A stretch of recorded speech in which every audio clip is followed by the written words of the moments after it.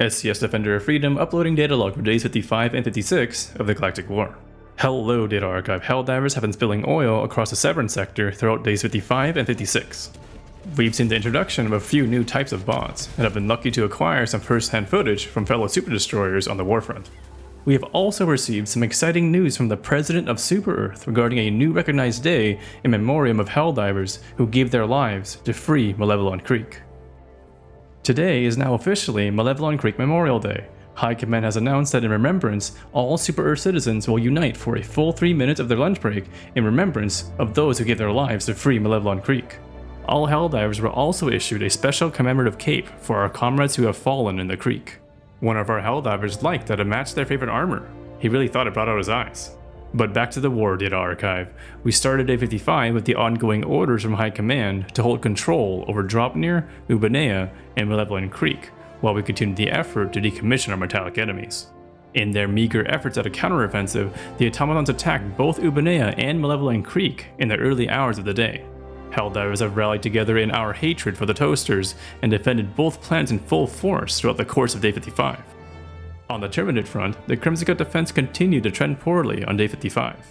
It seems the bots are grasping at straws as they are bringing out new mechanized adaptations to their army. Though sightings are rare, we've received great footage from Helldivers on the front lines who have had the misfortune of running into these menaces. The first type of new non-sentient enemy we've encountered have been coined gunships. Gunships add a new dimension to appliance warfare, as they are aerial bots who attack from the skies. The ships appear to be fabricated in gunship fabricators, which are large buildings that must be destroyed to prevent the accrual of additional gunships. The second type of new enemy we've seen are massive quadrupedal bots known as factory striders. These giant mechanized hounds appear to be rarer to find than the gunships, though we've heard from Helldivers on the frontier that they are a deadly bot that can fabricate devastators on the move. Despite these new threats, Helldivers refuse to allow Malevelon Creek to so quickly fall back into enemy hands. After the countless lives that have been lost in its liberation efforts over the course of the war, a swift defense was completed by 1300 hours into day 55. The bots weren't even close. Following the defense of Malevelon Creek, reinforcements came to the defense of Ubanea. The two defenses in a short time were very hard fought, but in the end the bot attacks were brushed off with insignificant losses. Ubanea's defense also completed 6 hours later. Day 55 has been a major day of achievement on the automaton front, with successful defenses of 2 of our key planets within the Severn sector. With the focus of the Helldivers on the major order and the eradication efforts of the automatons, unfortunately there were some losses on the Terminate front, as Kremzika's defense was lost just before the end of day 55.